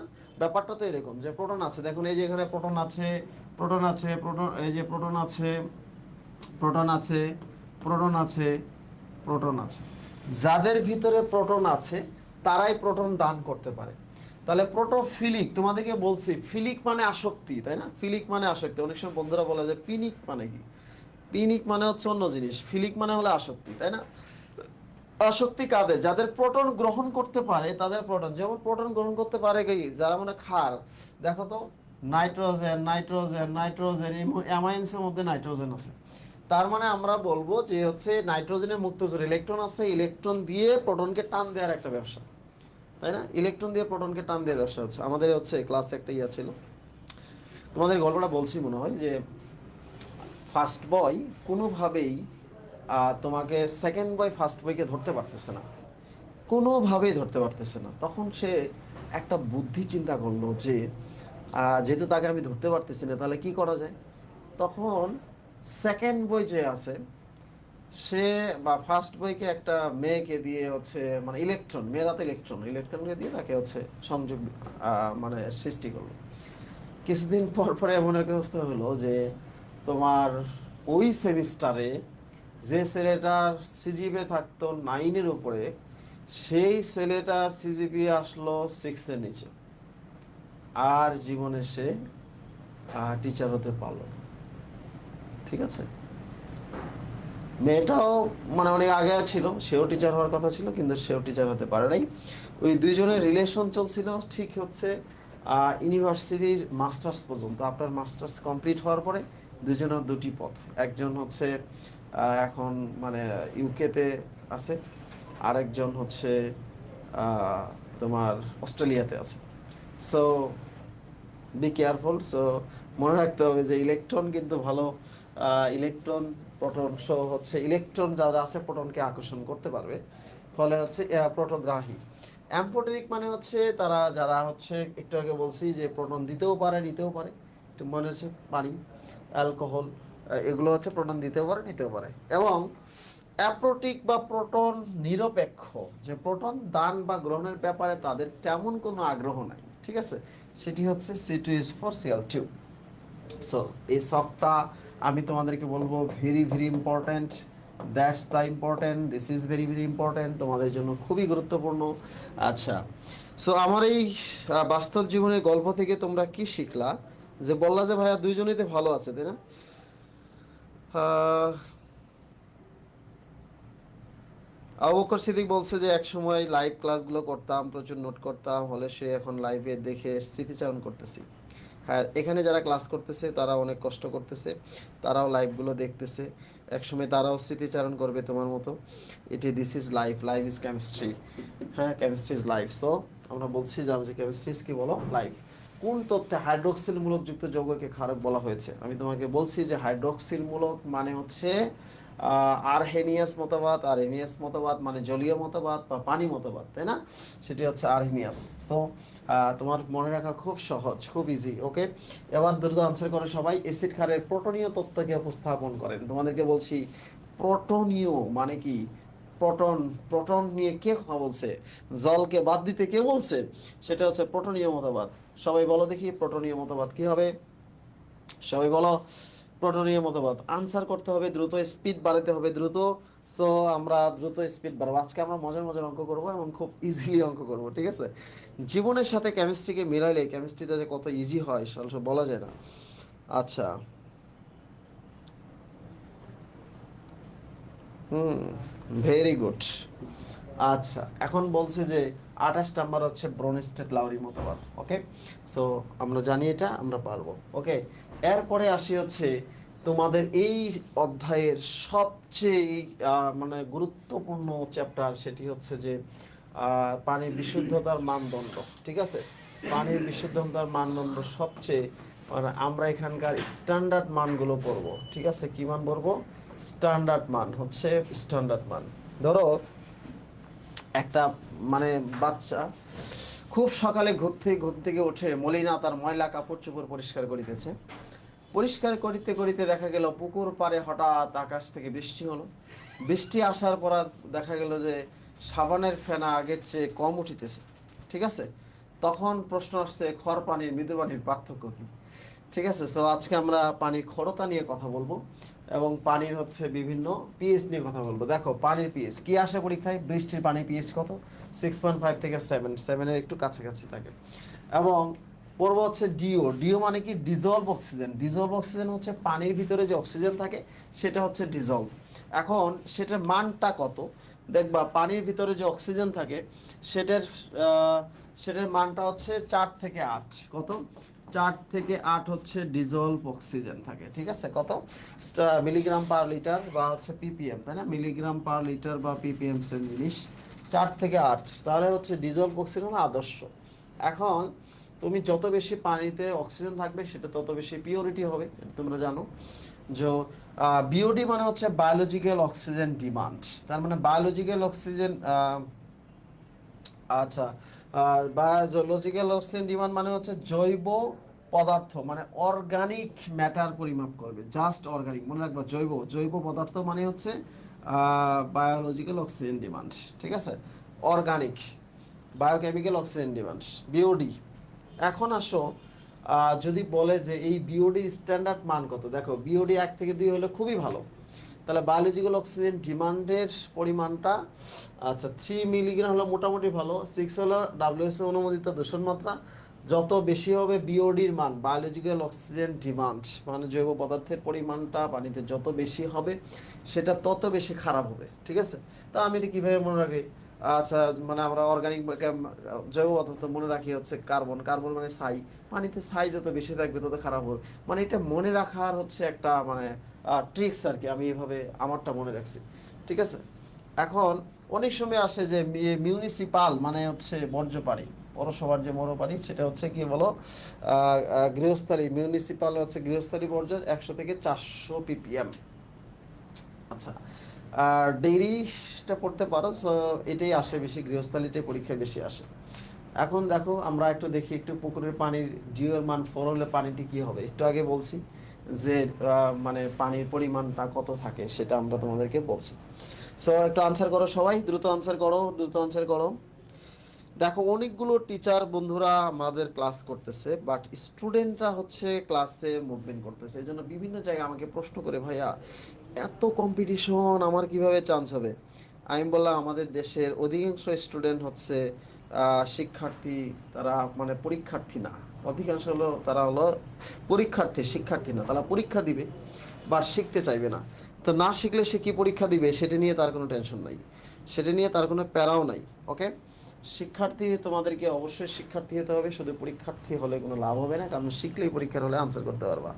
তাহলে তোমরা আনসার করতেছো কি? আচ্ছা, এখন বলো 29 নম্বরের আনসার হচ্ছে সবাই করতেছে এ সি বললাম না 29 নাম্বার। আচ্ছা, বিশুদ্ধ পানি, আমি তো বলেছি 4 থেকে 8 হলে সেটা বিশুদ্ধ হবে। ওকে, এরপরে আসি আমরা, কোনটির উপস্থিতির কারণে পানির অস্থায়ী ক্ষরতা হবে। একটা জিনিস মনে রাখতে হবে, এই যে পানির অস্থায়ী ক্ষরতা, হ্যাঁ অস্থায়ী ক্ষরতা দুটো জিনিস মনে রাখবা। অস্থায়ী ক্ষরতার ক্ষেত্রে হচ্ছে বাই শব্দ থাকবে, যেমন বাইকার্বনেট, বাই সালফেট। ঠিক আছে, তার মানে কি হচ্ছে বাই শব্দ থাকতেছে, কি থাকতেছে বাই। এবং 2 নম্বর হচ্ছে এই অস্থায়ী ক্ষরতাকে শুধু হলো তাপ দিলে বা ফোটালেই চলে যাবে। ঠিক আছে, তাপ দিলে বা ফোটালেই অস্থায়ী ক্ষরতা, ফুটিয়ে দিলেই অস্থায়ী ক্ষরতা তৈরি মানে চলে যাবে। এখন সাথে সাথে তোমাকে জানতে হবে যে স্থায়ী ক্ষরতা কি জিনিস। স্থায়ী ক্ষরতা হচ্ছে যেখানে ক্যালসিয়াম, ম্যাগনেসিয়াম, ম্যাগনেসিয়াম এর লবণ থাকবে। ঠিক আছে, লবণ থাকবে। এবং এই স্থায়ী ক্ষরতার মজার বিষয় হচ্ছে যে স্থায়ী ক্ষরতা যদি তুমি দূর করতে চাও তোমাকে পারমোটিট ব্যবহার করতে হবে। সোডিয়াম অ্যালুমিনিয়াম অর্থোসিলিকেটকে পারমোটিট বলে। এই পারমোটিটের সাহায্যে আমরা স্থায়ী ক্ষরতা দূর করতে পারি। তাই ক্ষরতা হচ্ছে 2 প্রকার, স্থায়ী ক্ষরতা আর অস্থায়ী ক্ষরতা। আমরা স্থায়ী ক্ষরতা কিভাবে দূর করা যায়, অস্থায়ী ক্ষরতা কিভাবে দূর করা যায় আমরা সেগুলো জানি। ওকে, সো আমরা যারা টাইমলাইনে শেয়ার করছি এমন কমেন্ট করেছি তাদের জন্য আমাদের এখন পুরস্কার সামনে আসবে। আমরা একটু বলবো যে শুধু জৈব পদার্থ অক্সিডাইজ করার জন্য নর্দমায় যে প্রয়োজনীয় পরিমাণ অক্সিজেন থাকে তাকে কি বলে। আচ্ছা, আমরা বলছিলাম যে নর্দমা হচ্ছে জৈব পদার্থ অক্সিডাইজ করার জন্য। তাহলে অক্সিডাইজ মানে অক্সিজেন যোগ করতে হবে। বলো কিসের কথা বলছে? অক্সিজেন যোগ করতে বলছে। তার মানে হচ্ছে তোমরা জানো জৈব পদার্থ বলছে না, তার মানে হচ্ছে এখানে বায়োলজিক্যাল অক্সিজেন ডিমান্ড। ঠিক আছে, সো এখানে হচ্ছে বিওডি। ওকে, একটা জিনিস তোমাদের মনে রাখতে হবে, টিডিএস। টিটিএস হচ্ছে টোটাল ডিজলভ সলিডস, তাই না? পানিতে যে ট্রেস এলিমেন্টগুলো আছে টোটাল ডিজলভ সলিডস, সেগুলোর পরিমাণটা জানতে হবে। এটার স্ট্যান্ডার্ড মান, ঠিক আছে, স্ট্যান্ডার্ড মানগুলো তোমরা বই থেকে পড়বা, স্ট্যান্ডার্ড মান টিডিএস। ঠিক আছে, তাহলে তোমাদের হচ্ছে পরীক্ষার হলে একটা কোশ্চেন আনসার করতে পারবা। এরপরও আসলে সিলেবাসে নাই, কিন্তু আজকে মেডিকেলে তোমরা জানো মেডিকেলে ফুল সিলেবাসে পরীক্ষা হয়, সেক্ষেত্রে আমাদেরকে হচ্ছে ভারী ধাতু, ঠিক আছে, ভারী ধাতু সম্বন্ধে তোমাদের একটু পড়াশোনা করতে হবে। যেমন হচ্ছে ভারী ধাতু হচ্ছে ক্রোমিয়াম, তারপরে হচ্ছে লেড, তাই না, আর্সেনিক, ঠিক আছে, তারপরে হচ্ছে সিলভার।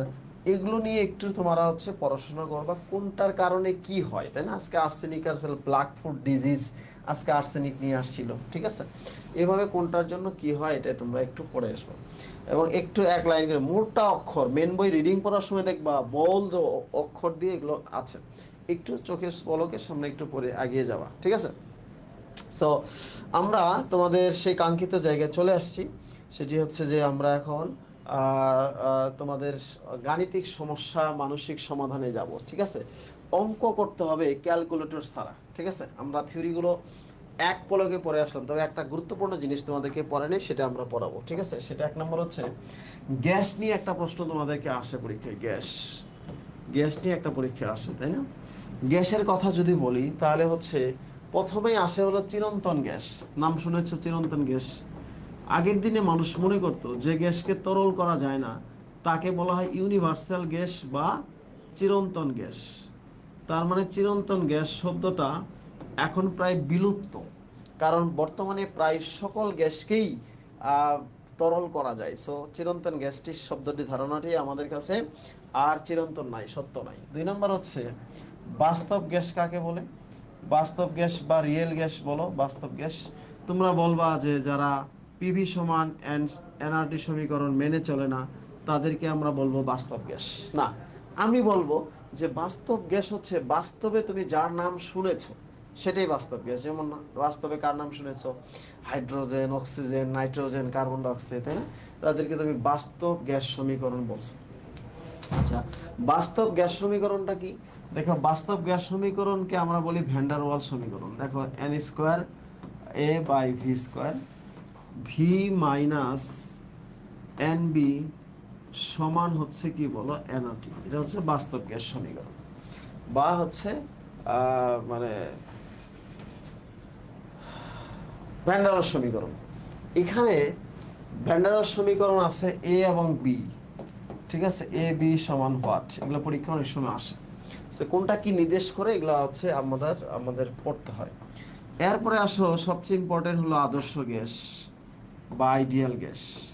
আদর্শ গ্যাস, যে সমস্ত গ্যাস পিভি সমান এনআরটি সমীকরণ মেনে চলে তাদেরকে আমরা আদর্শ গ্যাস বলি, তাই না?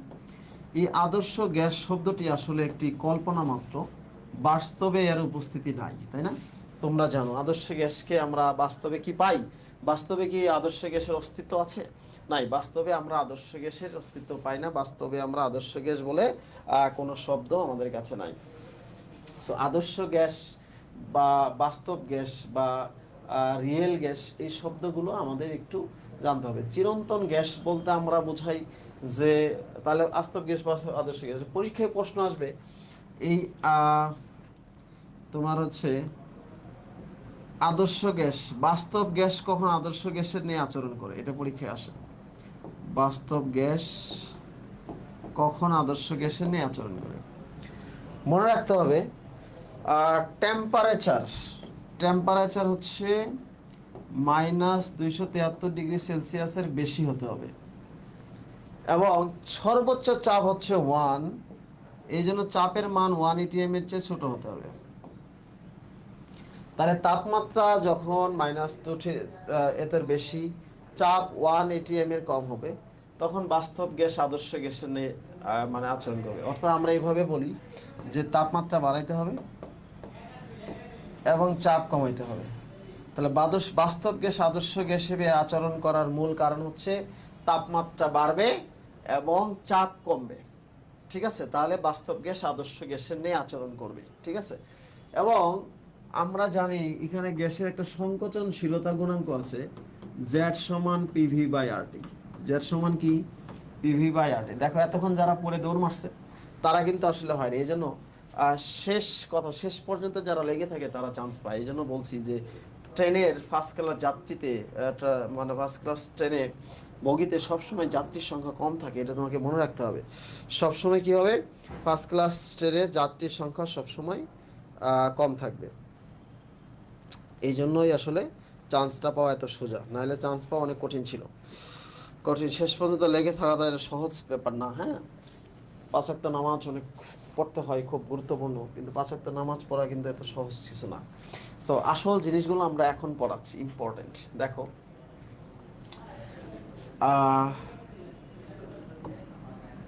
বিচ্যুতি, বাস্তব গ্যাসের আদর্শ অবস্থা থেকে বিচ্যুতি। তার মানে হচ্ছে একজন, আমি বলছি একজন মোটা মানুষ, একজন চিকন মানুষ। তার মানে মোটা মানুষ অনেক বেশি মোটা হলে তার ভর বেশি হবে, তার ভারী হবে, সে কম দৌড়াইতে পারবে, তার বিচ্যুতি বেশি হবে। বুঝো নাই? যার আণবিক ভর বেশি তার বিচ্যুতি বেশি। চলো আমরা প্রমাণ করি। যেমন নাইট্রোজেন, অক্সিজেন হচ্ছে আর কি বলো, কার্বন ডাইঅক্সাইড। সো আমরা নাইট্রোজেন আণবিক ভর আমরা জানি হচ্ছে 28, অক্সিজেন আণবিক ভর জানি হচ্ছে 32 এবং এটা হলো 44। তার মানে বলবো যার আণবিক ভর বেশি তার বিচ্যুতি বেশি। তার মানে নাইট্রোজেন হচ্ছে অক্সিজেনের বেশি, অক্সিজেন হচ্ছে কি বলো, কার্বন ডাইঅক্সাইডের বেশি। যার আণবিক ভর বেশি তার কি হবে? বিচ্যুতিটা বেশি হবে।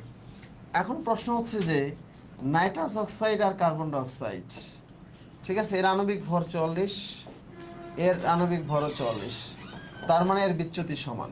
ঠিক আছে, যার আণবিক ভর কম তার বিচ্যুতি কম, যার আণবিক ভর বেশি তার বিচ্যুতি বেশি। যদি আণবিক ভর সমান হয় তাহলে বিচ্যুতিও সমান হয়। ঠিক আছে, এবং মজার বিষয় হচ্ছে ধরো অক্সি ধরো অ্যামোনিয়া এবং তোমার কার্বন ডাইঅক্সাইড, অ্যামোনিয়া আণবিক ভর 17, কার্বন ডাইঅক্সাইডের ভর 44, কিন্তু অ্যামোনিয়ার বিচ্যুতি বেশি। ঠিক আছে, বা এখানে ধরো অক্সিজেন আছে, অক্সিজেনের চেয়ে অ্যামোনিয়ার বিচ্যুতি বেশি হবে। দেখো এই যে দুইটা জিনিস আমি বলছি, তোমরা মানে ক্লাসে তো এই পর্যন্তই পড়ে গেছো যে যার আণবিক ভর বেশি তার বিচ্যুতি বেশি, আণবিক ভর সমান হলে বিচ্যুতি সমান হবে, মাথায় কাজ করে না। এবং অ্যামোনিয়ার বিচ্যুতি যে অক্সিজেনের চেয়ে বেশি, এটা আমাদের মাথায় ধরে না, তাই না? এটার একটা বিশাল ব্যাখ্যা আছে। এই ব্যাখ্যা এত কিছু জানার দরকার নেই এই মুহূর্তে, জানতে চাইলে আমি অন্য সময় জানাবো। বাট হচ্ছে মনে রাখতে হবে অ্যামোনিয়ার বিচ্যুতি সবার চেয়ে বেশি আছে, সমসাময়িক গ্যাসগুলোর মধ্যে সবার চেয়ে বেশি আছে। সো আমরা বলছিলাম যে ওস্তাদের মাস শেষ সাথে, তাই না? চলো আমরা একটা গ্রাফ দেখে আসি, প্রায় পরীক্ষায় আসে। দ্যাট মিনস হচ্ছে ধরো এটা একটা আদর্শ গ্যাসের অবস্থা, হাইড্রোজেনের আণবিক ভর সবচেয়ে কম, এই জন্য হাইড্রোজেনের বিচ্যুতি তোমার হচ্ছে হাইড্রোজেনের বিচ্যুতি নাই বললেই চলে। ঠিক আছে, হাইড্রোজেন। তারপর অক্সিজেনের তোমার ভর বেশি, এই জন্য তার বিচ্যুতি বেশি। কার্বন ডাইঅক্সাইডের ভর আরো বেশি, এই জন্য তার বিচ্যুতি আরো বেশি। ঠিক আছে, তার মানে দেখো বিচ্যুতি আস্তে ভরের সাথে সাথে বিচ্যুতিটা বেড়ে যাচ্ছে। ঠিক আছে, এটা একটু এরকম হইতে পারে যে এটুকু এটুকু এটুকু। তার মানে আমি এটা বুঝাইছি তোমাদের যে যার ভর বেশি তার বিচ্যুতিটা বেশি, যার ভর বেশি তার বিচ্যুতিটা কি হবে? বেশি হবে। এত ডিটেলস আমরা আসলে তোমাদের সাথে আলোচনা করি নাই, এত ডিটেলস আমি তোমাদের সাথে পড়াই নাই। ওকে, যার ভর বেশি তার বিচ্যুতি কি হবে? বেশি হবে। ওকে, আচ্ছা, এখন তোমাদের কাছে প্রশ্ন হলো যে ভাইয়া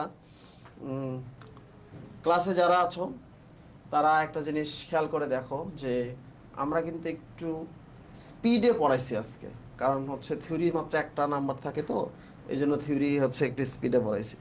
সো এখন তোমাদের কাছে আসি, যে গাণিতিক সমস্যা মানসিক সমাধান। দেখো অঙ্ক করতে হবে ক্যালকুলেটর স্যার, আমি শুধু স্যাম্পল দেখাচ্ছি। আমি তোমাদের টোটাল 40টা অঙ্ক করাবো, 40টা অঙ্কই সবগুলোই আসবে পরীক্ষায়। গাণিতিক প্রয়োগ, ঠিক আছে। প্রথমেই আমি তোমাদেরকে পড়াইতে চাই সেটি হচ্ছে যে আগে প্রশ্ন উত্তর দাও যে এই অধ্যায়ের অঙ্কগুলো তোমাদেরকে কেমন লাগে। আগে বলো এই অধ্যায়ের অঙ্কগুলো তোমাদের কেমন লাগে।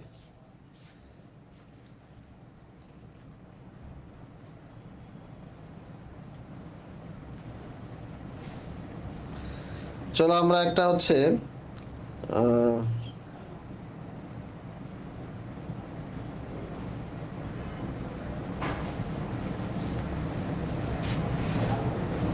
আচ্ছা আমরা একটা কাজ করে আসি, চলো তোমাদের একটা মানে কুইজ করে আসি। এই কুইজের উত্তর যে দিতে পারবা তার জন্য হচ্ছে একটা নেটওয়ার্ক মডেল টেস্ট বই, ঠিক আছে। ফার্মানেস বইটা নিয়ে বই আমরা নেটওয়ার্ক মডেল টেস্ট বই আমরা তোমাদেরকে উপহার দিব, যে কৃষিতে কৃষি মডেল টেস্ট, প্রশ্নটার উত্তর যে দিতে পারবা, ঠিক আছে। আচ্ছা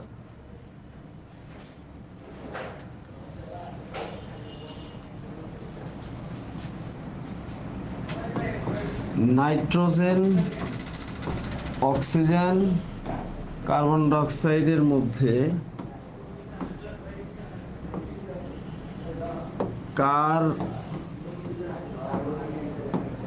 অনুব্যাপন বেশি।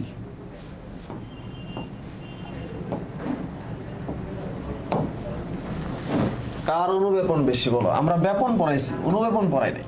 সো এটা প্রশ্নগত একটা মডেল টেস্ট বই পাবা, কার অনুব্যাপন বেশি।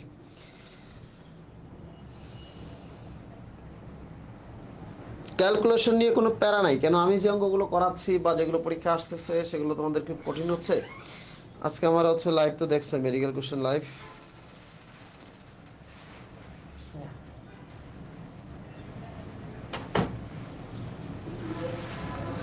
একদম ইজিও না আবার কঠিনও না, তাই না? ইজিও না কঠিনও না, ওকে।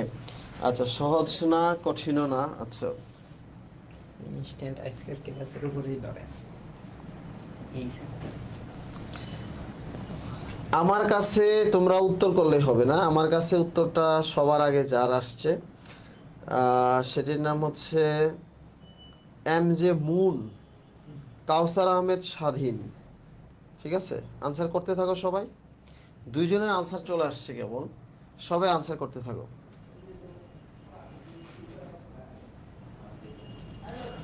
তারপরে আছে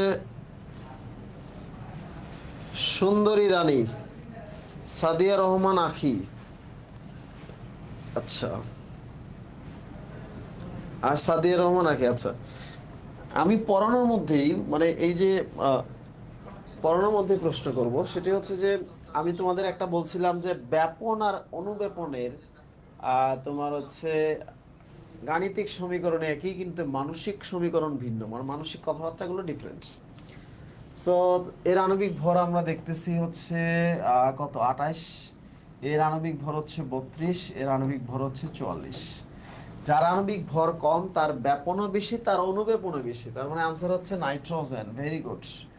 আজকের মডেল টেস্ট বই বিজয়ী হচ্ছে আর জে মুন। আর জে মুন হচ্ছে সবার আগে উত্তর করেছে। সো আর জে মুন তুমি হচ্ছে তোমার অ্যাড্রেসটা আমাদের নেটওয়ার্ক পেজে দিয়ে দিবা, দিয়ে সুন্দরবন এটা মোবাইল নাম্বার সহ, আর এইটার স্ক্রিনশট দিবা। স্ক্রিনশট না দিলে বুঝতে পারবো না যে তুমি হচ্ছে বিজয়ী হয়েছে, ঠিক আছে। নেটওয়ার্ক মডেল টেস্ট লিখে দাও এই স্ক্রিনশটে ওকে ভাইয়া পাশে নেটওয়ার্ক মডেল টেস্ট লিখে দাও।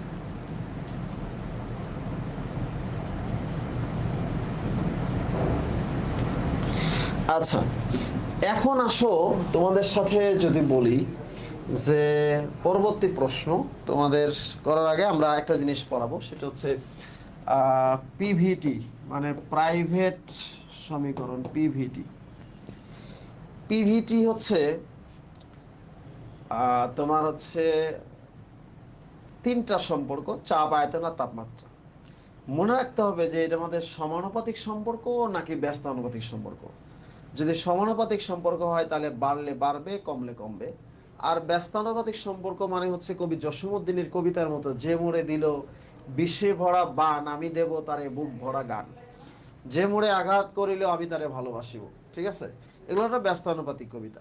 সো একজন একটা করবে, আরেকজন তার হচ্ছে উল্টা করবে। সো এখন দেখো, শুধুমাত্র তাপমাত্রা স্থির থাকলেই ব্যস্তানুপাতিক সম্পর্ক, আর বাকি সকল ক্ষেত্রে সমানুপাতিক সম্পর্ক।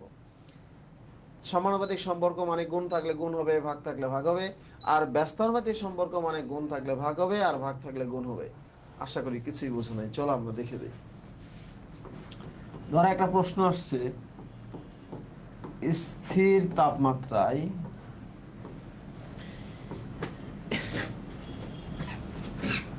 স্থির তাপমাত্রায়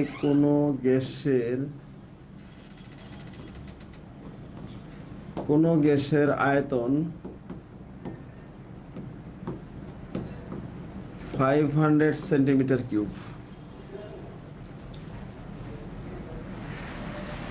চাপকে দ্বিগুণ করা হলে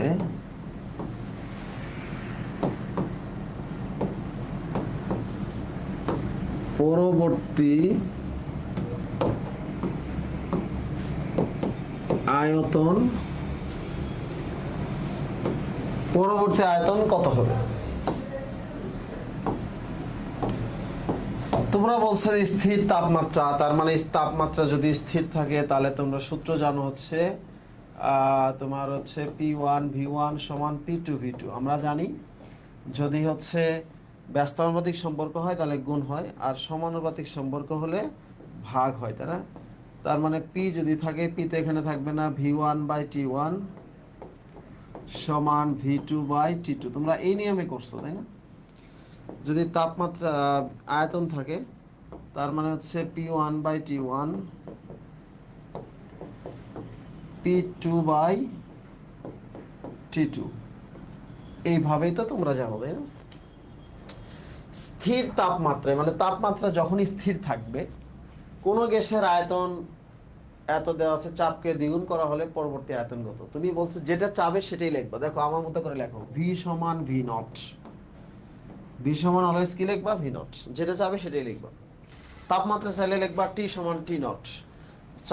চাপ চাইলে লিখবা P সমান P0। ঠিক আছে, এখন এই যে দেখো আমাদের কি বলছে যে চাপকে দ্বিগুণ করা হলো। আমরা ব্যস্তানুপাতিক সম্পর্ক আমরা কি বলছি? গুণ থাকলে ভাগ হয়, তার মানে V/2, তার মানে হচ্ছে 500/2 সমান 250 কি সেন্টিমিটার কিউব। ওকে, অর্থাৎ তোমরা হচ্ছে অনেকেই হয়তো অঙ্কটা ঐকিক বা তোমাদের নিয়মে করছো, বাট আমার যে নিয়মটা, এই অঙ্ক করতে তোমার কয়েক সেকেন্ড সময় লাগবে। ঠিক আছে,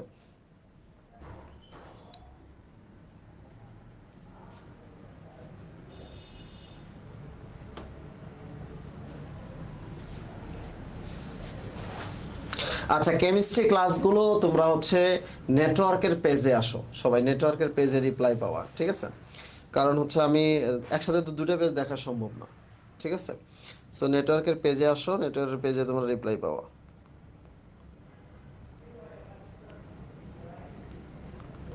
নেটওয়ার্কের পেজে আসো। ওকে, এখন আসো আমরা তোমাদেরকে যেটা বলছিলাম সেটা হচ্ছে আরেকটা প্রশ্ন উত্তর করি। দেখো এখন ধরো আসছে স্থির চাপে কোনো গ্যাসের তাপমাত্রা 13 ডিগ্রি সেলসিয়াস।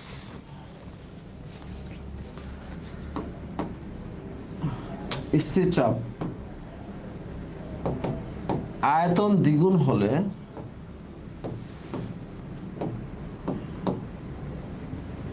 পরবর্তী তাপমাত্রা কত?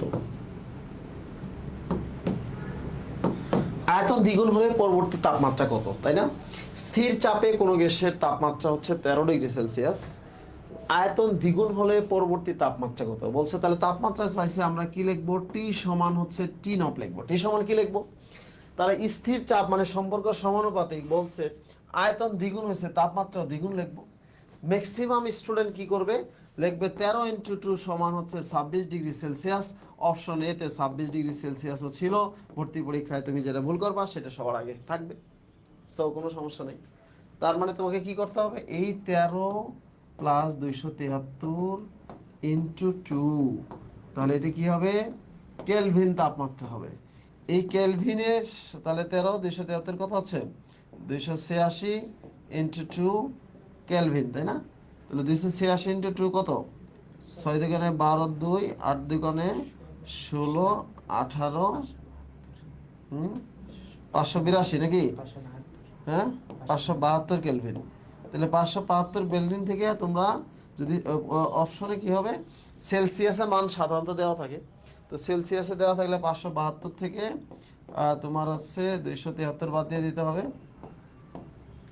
ঠিক আছে? তাহলে আনসার চলে আসবে। তাহলে 12 থেকে 2 3 গেলে কত, 299 হচ্ছে 299°C, ঠিক আছে? তার মানে হচ্ছে এই হলো আমাদের মানে গাণিতিক প্রয়োগ। দেখো তোমরা আনসার বের করতে, হ্যাঁ 299°C, 572 কেলভিন, কিন্তু অপশনে 26°C দেওয়া থাকবে, তুমি সরাসরি আনসার 26 দেবো। আমার দুটো স্টুডেন্ট ছিল নুভার তানি, তারা সবসময় একসাথে থাকতো, তারা দুজন একই স্কুলে পড়ছে, একই কলেজে পড়ছে, একই জিপিএ আছে, দুজনেই হচ্ছে ঢাকা বিশ্ববিদ্যালয়ে চান্স পায় নাই, দুজনেই একসাথে পড়তো, নেটওয়ার্কে পড়তো। নেটওয়ার্ক ফার্মগেট ব্রাঞ্চ আছে, তোমরা জানো ফার্মগেট ব্রাঞ্চে আমাদের অফলাইন এক্সাম ব্যাচ চলবে, 16 তারিখ থেকে শুরু হবে। যারা ফার্মগেট অফলাইন এক্সাম ব্যাচে পড়তে চাও তারা হচ্ছে 16 তারিখে মধ্যে ভর্তি হতে পারবা, মাত্র 2500 টাকায় দিয়ে হচ্ছে model test plus suggestion class, অফলাইনে যারা পরীক্ষা দিতে চাও। 16টা পরীক্ষা হবে এবং চমৎকার একটা রুটিন আছে, নেটওয়ার্কের পেজে তোমরা পাবা। সো আমি তোমাদেরকে এখন যদি বলে যে স্থির আয়তনে কোন গ্যাসের চাপ 15 atm,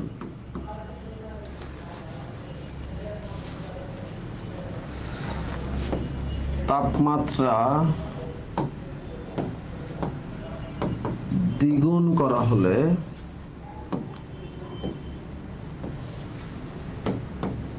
চাপ কত হবে? এখন প্রশ্ন হচ্ছে এই ধরনের প্রশ্ন কেন আসে, কারণ তোমার যেহেতু ক্যালকুলেটর ব্যবহার নাই, কারণ কোশ্চেনটা ওইভাবেই চেঞ্জ করে দেয়। সো ক্যালকুলেটর বিহীন পরীক্ষার প্র্যাকটিস তোমাকে শিখতে হবে, ক্যালকুলেটর বিহীন পরীক্ষার প্র্যাকটিস না শিখলে হবে না। তাহলে আমি ডাইরেক্ট বলবো পি সমান হচ্ছে, এখানে বলবো পি নট, তাই না? এবং দেখো স্থির আয়তন আছে, সম্পর্ক সমানুপাতিক, একমাত্র তাপমাত্রা থাকলেই সম্পর্ক ব্যস্তানুপাতিক হবে। তার মানে পি সমান পি নট দ্বিগুণ করা হয়েছে, তাহলে সমানুপাতিক তুমি দ্বিগুণ করবা, তারপরে 15 × 2 সমান হচ্ছে 30 atm। সো এই জন্য বলি যে নিয়ম জানলে বিয়ের আগে শ্বশুর বাড়ি যাওয়া যাবে, ঠিক আছে? নিয়ম জানলে কি হয়, বিয়ের আগে শ্বশুর বাড়ি যাওয়া যায়। ওকে, আচ্ছা।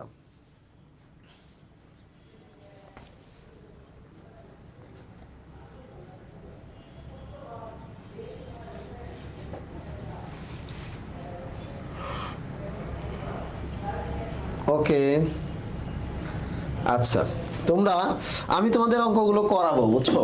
অঙ্কগুলো তোমাদেরকে আমি করাবো, যেমন হচ্ছে কি কি ধরনের অঙ্ক তোমরা করবা। 1 নাম্বার তো দেখলা যে পিভি সমান হচ্ছে এনআরটি, এই ধরনের সমীকরণের অঙ্ক করতে হবে।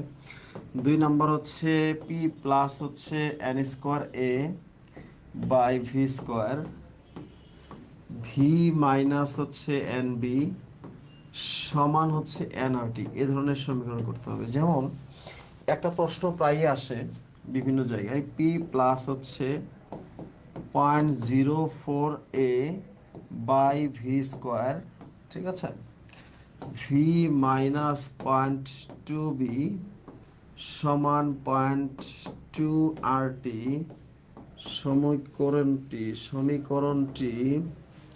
সমীকরণটি কত গ্রাম কত গ্রাম নাইট্রোজেন এর জন্য কত গ্রাম নাইট্রোজেনের জন্য প্রযোজ্য, কত গ্রাম নাইট্রোজেনের জন্য প্রযোজ্য, ঠিক আছে। পি প্লাস এইচ হচ্ছে বলছে কত গ্রাম। তুমি এই ধরনের প্রশ্ন আসলে এদিকে কোনো দিকে তাকাবা না, হ্যাঁ। তোমার বলতো এখানে কে কার থাকার কথা ছিল, এখানে থাকার কথা ছিল এনআরটি, তাই না? তাহলে তুমি কি করবা, প্রথমে হচ্ছে লিখবা হচ্ছে এন সমান হচ্ছে ডাব্লিউ বাই এম, ওকে। তার মানে হচ্ছে এখানে এন এর মানটা কত, 0.2, তাহলে মান বসাও হচ্ছে 0.2। আচ্ছা, ডাব্লিউ এর মানটা চাইছে। আণবিক ভর বলো, নাইট্রোজেনের আণবিক ভর আমরা কত জানি, নাইট্রোজেনের আণবিক ভর জানি কত, 28। নাইট্রোজেনের আণবিক ভর কত, 28, তার মানে 28। তার মানে ডাব্লিউ সমান 28 দুগুণে 56, ঠিক আছে, 5.6। সো এই ধরনের প্রশ্ন আসতে পারে। তো আরো শর্টকাট শিখাবো তোমাদের আমি, অঙ্ক 40টা অঙ্ক যখন করাবো তখন তোমাদেরকে আমি শর্টকাটগুলো শেখাবো। বলো, অঙ্ক কি কঠিন লাগতেছে? Yes or not? অঙ্ক কি কঠিন লাগছে কিনা বলো, ইয়েস অর নট করো, ইয়েস অর নট আনসার করো প্লিজ। এরপরে যদি আমরা যাই যে 3 নাম্বার, সেটি হচ্ছে যে R is proportional rho over D, ঠিক আছে। এখানে R1/R2, M2/M1, এগ্রিকালচার একটা কোশ্চেন আসছিল, ঠিক আছে। D2/D1, ঠিক আছে। V1/V2, T2/T1, ঠিক আছে। যখন যাহাকে প্রয়োজন তুমি তাহাকে ব্যবহার করবা। এরকম হচ্ছে CRMS বর্গমূল বর্গবেগ, তাই না, 3RT/M।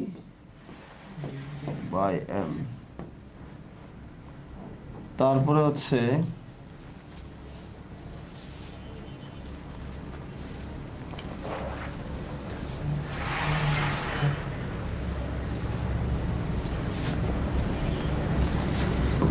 PV সমান 1/3 mnc²।